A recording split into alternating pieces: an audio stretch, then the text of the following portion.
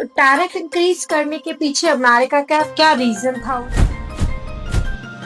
उनकी रेट्स कम हो जाएगी। अब इसमें रेट्स में कौन कौन सी चीजें जो कि बहुत आने वाले टाइम के लिए इम्पोर्टेंट है।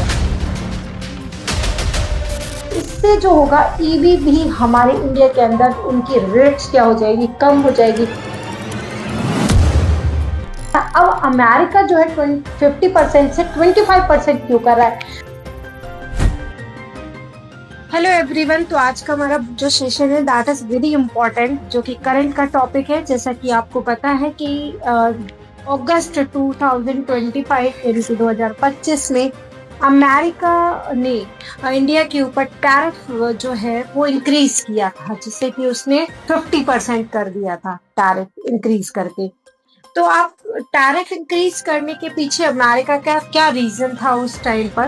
तो रीजन ये था कि जितना भी रशिया से इंडिया क्रूड ऑयल परचेज करके अदर कंट्रीज में सेल आउट कर रहा है, यानी कि वो प्रॉफिट अर्न कर रहा था, तो उसको कम करना और प्लस इंडिया और रशिया के रिलेशंस को कहीं ना कहीं थोड़ा सा हिंडर करना था उसका मेन मोटो।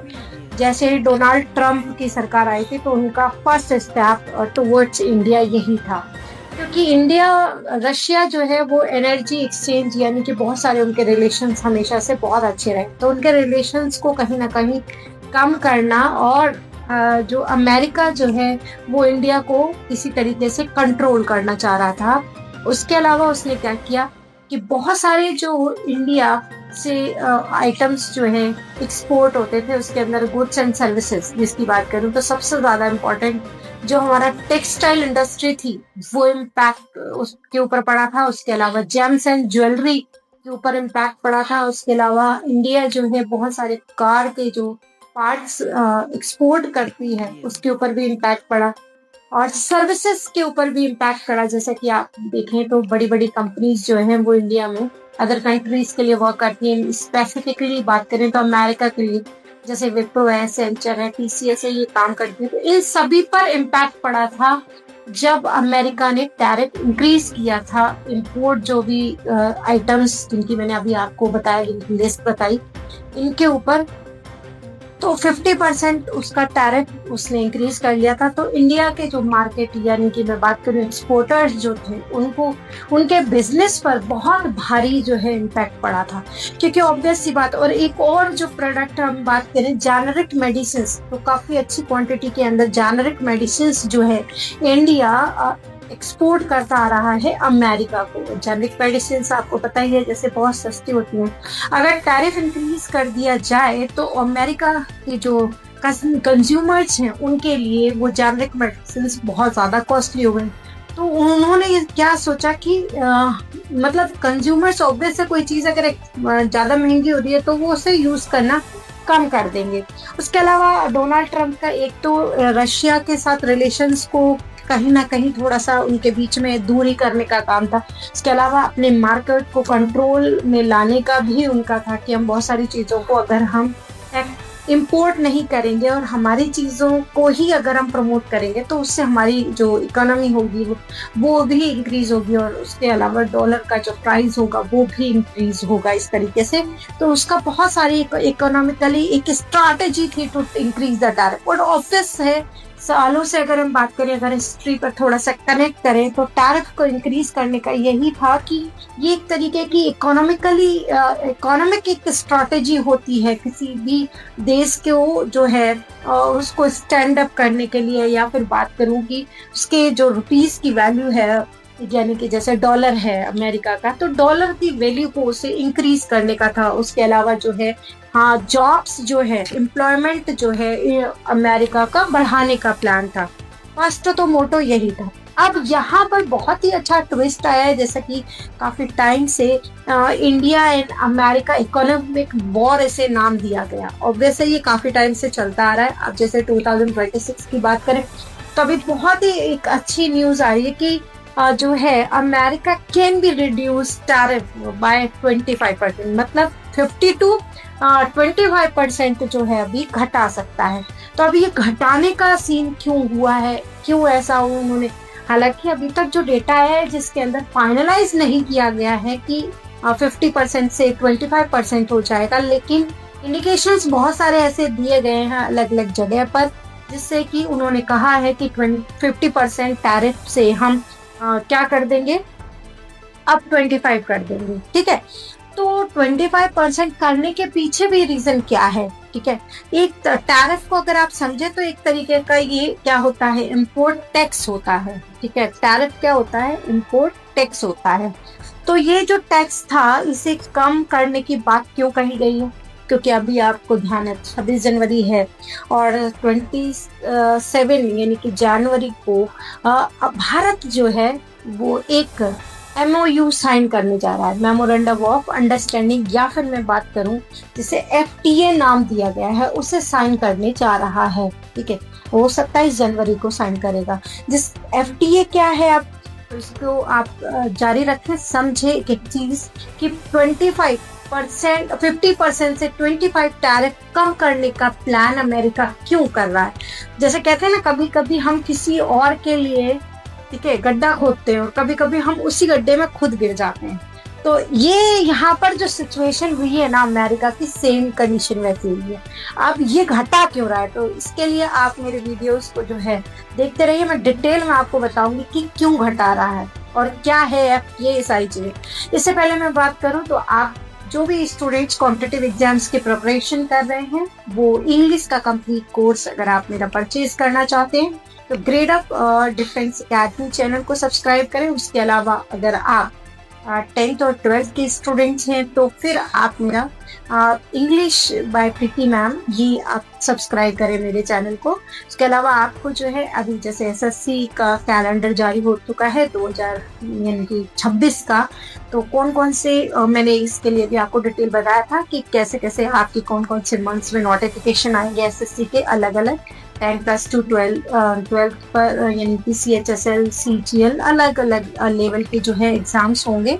तो उनके लिए आप कंप्लीट इंग्लिश का कोर्स मेरा परचेज कर सकते हो, और जिसके अंदर मैं आपको कंप्लीट ग्रामर का क्वेश्चन क्लियर करूंगी। उसके अलावा मैं प्रीवियस ईयर के क्वेश्चन पेपर्स भी सॉल्व करवाती हूँ, तो आप मुझे फॉलो करें। चलिए, तो अब बात करें यहाँ पर कि टैरिफ जो है वो डिक्रीज क्यों करना चाह रहा है। तो अब बात कर रही थी मैं कि FTA पर साइन करने वाला है इंडिया, जो कि यूरोपियन जो यूनियन है उनके साथ होने वाला है। अब आपको ध्यान रखना है कि यूरोपियन जो यूनियन है इंडिया के लिए एक बहुत बड़ा मार्केट होगा। यूरोपियन यूनियन का मतलब यूरोप का पूरा एरिया। ठीक है, तो भारत जो है 27 जनवरी को साइन करने जा रहा है FTA के, और किसके साथ में है, EU यानी कि यूरोपियन यूनियन के साथ में। इसमें क्या है, FTA क्या है, FTA की फुल फॉर्म होती है फ्री ट्रेड अग्रीमेंट। ठीक है, अब इसके अंदर क्या होगा, इसके अंदर ये होगा कि जो टैरिफ होगा वो ऑलमोस्ट जो प्रोडक्ट्स होंगे, है ना, गुड्स एंड सर्विसेज होंगे, उनके ऊपर ऑलमोस्ट फ्री रहेगा। ऑलमोस्ट कह रही हूँ क्योंकि 100% तो उसे नहीं कह सकते। जैसे मैं बात करूँ तो बहुत सारे ऐसे गुड्स एंड सर्विसेज हैं, जैसे लग्जरी थिंग्स हैं, उसके ऊपर टैरिफ जो है 100% तक रहता है। लेकिन जैसे ही FTA पर साइन किया जाएगा, उसके बाद जो यूरोपियन कंट्रीज से इंडिया क्या करता है, इंपोर्ट करता है चीज़ों को, तो वो भी कम हो जाएंगी, उनकी रेट्स कम हो जाएगी। अब इसमें रेट्स में कौन कौन सी चीज़ें जो कि बहुत आने वाले टाइम के लिए इंपॉर्टेंट है, FTA साइन करने के बाद कौन कौन सी चीज़ें जो है वो कम हो जाएंगी, इसकी मैं एक लिस्ट आपको अभी बताती हूँ। लेकिन उससे पहले आप समझिए कि FTA में होगा क्या। ठीक है, तो FTA में क्या होगा कि भारत और उसके अलावा EU जो होंगे वो साइन करेंगे, memorandum of understanding FTA sign करेंगे।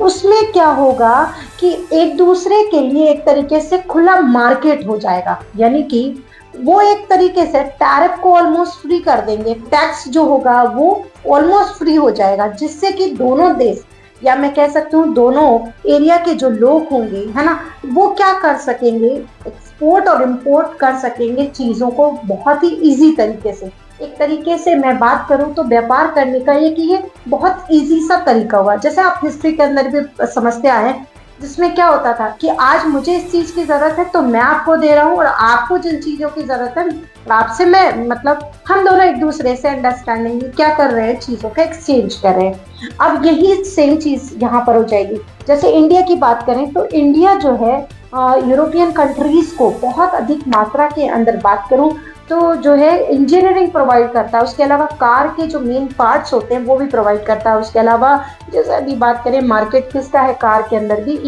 मतलब इलेक्ट्रिक व्हीकल का है, ईवी का है। तो इससे जो होगा ईवी भी हमारे इंडिया के अंदर उनकी रेट्स क्या हो जाएगी, कम हो जाएगी। साथ में कपड़ा जो होगा यानी कि टेक्सटाइल इंडस्ट्री भी हमारी इंडिया की बहुत ज़्यादा, जब हम चीज़ें एक्सपोर्ट करेंगे तो ऑब्वियस है हमारे रुपीज़ की वैल्यू भी बढ़ेगी। इसके अलावा हमारी जो इकोनॉमी है वो ग्रोथ करेगी। और ये भी एजम्पशन किया जा रहा है कि बहुत सारी ऐसी कंट्रीज होंगी, यूरोपियन कंट्रीज, जिनके अंदर इंडिया के जो है एम्प्लॉइज बहुत इजी तरीके से काम भी कर पाएंगे। ठीक है, तो यानी कि हमारे देश का एम्प्लॉयमेंट भी इंक्रीज होगा। और हम खुद की चीज़ों को बहुत ज़्यादा अगर एक्सपोर्ट करेंगे तो हमें उसके लिए प्रोड्यूस भी करना होगा, उनके ऊपर काम भी करना होगा। तो इसके अंदर हम एक बहुत बेनिफिशियल रहेंगे। ठीक है, एफटीए के अंदर दोनों देश बहुत ज़्यादा फायदेमंद रहेंगे और भारत के लिए तो एक बड़ा मार्केट हो जाएगा और बाकी कंट्रीज के लिए भी इंडिया के अंदर इन्वेस्टमेंट करना भी बहुत ईजी हो जाएगा एफटीए के थ्रू। क्लियर हो रही है बात? अब यहीं पर अब बात करते हैं कि कौन कौन सी चीज़ों की बात करें तो हम इंडिया एक्सपोर्ट करेगा। जैसा कि मैंने कहा, इंजीनियरिंग सर्विसेज जो है प्रोवाइड करेगा, टेक्सटाइल इंडस्ट्री जो है वो हमारी ग्रो करेगी। उसके अलावा मैं बात करूँ जेम्स एंड ज्वेलरी जो है वो हमारी इंडस्ट्री ग्रो करेगी। उसके साथ साथ जेनरिक मेडिसिन जो है ये हमारी ग्रो करेंगी। और बाहर की कंट्री जो है वो हमारे इंडिया के अंदर क्या इंपोर्ट करेंगी, तो इंडिया में मैंने कहा जैसे कि व्हीकल्स जो है वो है, जो लग्जरी व्हीकल्स जिसमें उनका जो है अगर टैरिफ कम हो जाएगा, टैक्स कम हो जाएगा तो उनकी जो प्राइस है, रेट है वो कम हो जाएगा। उसके अलावा जैसे हम बात करते हैं एल्कोहल जो लग्जरी में आता है वो भी उनकी भी रेट्स क्या होगी अप्रॉक्सीमेटली। जैसे किसी भी विस्की या वाइन की बात करूं तो 5,000 रुपये अगर रेट है तो 500 to 700 रुपीज़ अप्रॉक्स कम हो जाएगा आफ्टर एफटीए, जो यूरोपियन कंट्री से हमारे इंडिया के अंदर आता है। तो ये उनके लिए फ़ायदेमंद होगा। और मैंने बताया कि कौन कौन सी चीज़ें के जो प्रोडक्ट हैं वो हम एक्सपोर्ट करेंगे तो हमारे लिए भी एक ओपन मार्केट हो जाएगा और हमारी चीज़ें भी बहुत ज़्यादा बिकेंगी। तो डेफिनेटली रुपीज़ की वैल्यू बढ़ेगी और हमारी इकोनॉमी भी बढ़ेगी, यानी इनकम बढ़ेगी। ठीक है, अब बात करते हैं अमेरिका की। तो अमेरिका ने क्यों किया था वो मैंने आपको बताया। अब अमेरिका जो है 50% से 25% क्यों कर रहा है, तो इसलिए कर रहा है क्योंकि अब अमेरिका को ये लग रहा है कि अगर इंडिया ईयू पे साइन कर देगा, यानी एफटीए, ईयू के साथ में एफटीए पे साइन अगर कर देगा, जो कि 27 जनवरी को करने वाला है और 26 जनवरी हमारी जो है वो कल है, तो 26 जनवरी जो है उस पर बहुत सारी कंट्रीज के देश के लोग हम जैसे कि सभी को क्या करते हैं, इनवाइट करते हैं, है ना। तो एज अ गेस्ट काफ़ी सारे लोग आएंगे। तो ये बहुत ही एक बड़ा मैं कह सकती हूँ कि एक अनाउंसमेंट होगा जो हमारी कंट्री के लिए बेनिफिशियल भी होगा। तो अब अमेरिका को क्या लग रहा है कि अगर ये एफटीए पे साइन कर देता है इंडिया, तो फिर हमारा जो मार्केट है भारत, बहुत बड़ा मार्केट मैं कह सकती हूँ, तो बहुत बड़ा जो हमारा मार्केट है वो मार्केट हम भारत का खो देंगे। तो उसे लग रहा था कि अभी तक तो कि हम कंट्रोल कर देंगे और रशिया के साथ में इनके डिस्टेंस मेंटेन कर देंगे, लेकिन यहाँ पर उल्टा ही हो गया। यहाँ पर तो उल्टा ये कंडीशन होगी कि भारत के लिए तो और ओपन बड़ा मार्केट मिलने वाला है, जिससे कि वो अपनी चीज़ों को बहुत अच्छे तरीके से एक्सपोर्ट कर सकेगा। 6 मंथ्स का अगर हम डेटा देखें तो काफ़ी सारी जो ऐसी इंडस्ट्रीज थी जो कि डिक्लाइन स्टेज में थी, मतलब उनका प्रॉफिट जो था वो घट गया था, क्योंकि इन बहुत सारी टेक्सटाइल जैसे कंपनीज थी वो हमारी सूरत, जिसमें बात करूं तो सूरत की बहुत सारी टेक्सटाइल कंपनीज जो है वो अपना माल कहाँ बेचती थी, यानी अमेरिका बेचती। जब टैरिफ बढ़ गया, जेम्स एंड ज्वेलरी जैसे कि सूरत, यानी कि इंडिया का बात करें तो गुजरात सबसे बड़ा मार्केट है टेक्सटाइल का, उसके अलावा जेम्स एंड ज्वेलरी का। तो इनका मार्केट बहुत डिक्लाइन हो गया था जब अमेरिका ने टैरिफ को इंक्रीज किया था। तो अब उसे लग रहा है कि अगर हम टैरिफ को घटाएंगे नहीं तो इनके लिए तो एक और नया मार्केट तैयार है ना। तो हमारा मार्केट जो है वो मतलब भारत का जो मार्केट है वो हमसे खो जाएगा। उसके अलावा जेनरिक मेडिसिन जो है बहुत ही कम दामों में अमेरिका हमसे परचेज करता आ रहा है ना, यानी कि इंपोर्ट करता आ रहा है और हम लोग एक्सपोर्ट कर रहे हैं। तो उससे क्या होगा कि उनको जेनरिक मेडिसिन की भी क्वांटिटी क्या होगी, वो कहीं ना कहीं देखिए हिंडर करेगी। जब हमारे पास एक ओपन मार्केट है जहाँ पर हम अपना व्यापार इजी वे में कर सकते हैं, तो ऑब्वियसली हम वहीं पर करेंगे, ठीक है। तो अब उसको ये डर लग रहा है, इस वजह से वो मतलब क्लियरली बहुत सारे ऐसे इंडिकेशंस उसने दिए हैं अमेरिका ने कि we are decreasing our tariff 50% से हम कम करके कितना परसेंट कर रहे हैं, 25%। तो अभी बहुत ही एक अच्छा फैसला जो है आने वाला है 27 जनवरी को, कि हम एफटीए पर, यानी कि भारत साइन करेगा किसके ऊपर, एफटीए के ऊपर, ठीक है। तो ये आई होप आप लोगों को समझ में आया हो ये टैरिफ क्या रहता है, एफटीए क्या है, और टैरिफ को अमेरिका और जो है डिक्रीज क्यों कर रहा है। उसके साथ साथ बात करूं तो अमेरिका और इंडिया की इकोनॉमिक वॉर क्या है, दोनों 30 देशों के बीच में ये इकोनॉमिक वॉर क्या है, ये मैंने सारी चीजें आपको एक्सप्लेन की। थैंक यू स्टूडेंट्स, फिर मिलते हैं नेक्स्ट टॉपिक के साथ।